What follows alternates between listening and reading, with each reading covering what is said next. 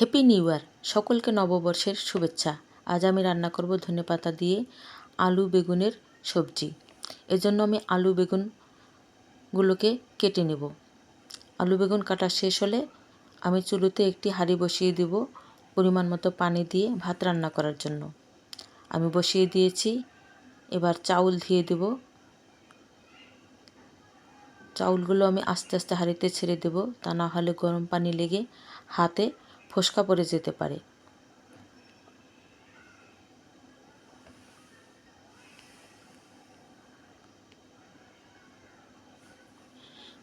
চাউল দেওয়া শেষ। এবার আমি অন্য পাশের চুলোতে একটি কড়াই বসিয়ে দেব।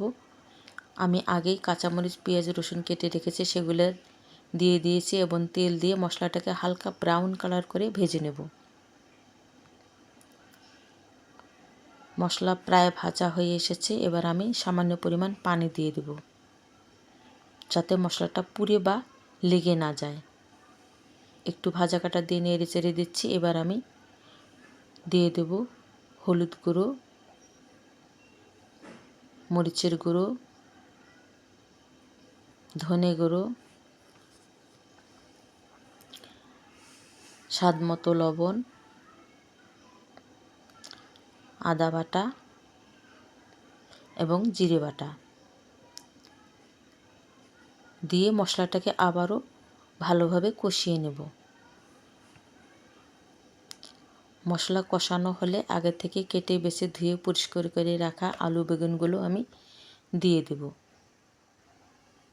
আমি দিয়ে দিলাম। এবার ভাজা কাটা দিয়ে ভালোভাবে নেড়ে চেড়ে দেব।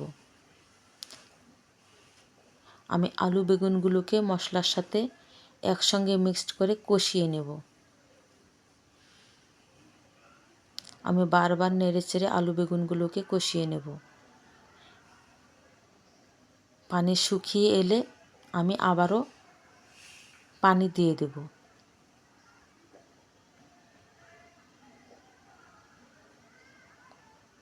পানি শুকিয়ে এসেছে এবং কষানো হয়ে এসেছে। এবার আমি পানি দিয়ে দেব।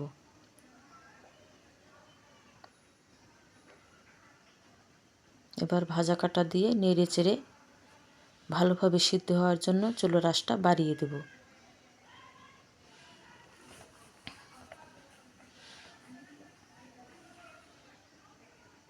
তরকারির ঝোল অনেকটা কমে এলে এবং তরকারি সিদ্ধ হলে আমি নেড়ে চেড়ে তরকারি নামানোর আগে ধনেপাতা দিয়ে দেব। এ সময় সবজির সঙ্গে ধনেপাতা দিলে সবজিটা অনেক বেশি সুস্বাদু হয়। আলু বেগুনের তরকারি সকলেই খেতে পারবে, তবে যাদের বেগুনি অ্যালার্জি আছে তাদের জন্য বেগুনের তরকারি না খাওয়াই উত্তম। ধন্যবাদ সকলকে আমার এই ভিডিওটি এতক্ষণ দেখার জন্য। শুভকামনা রইল সকলের জন্য নতুন বছরে।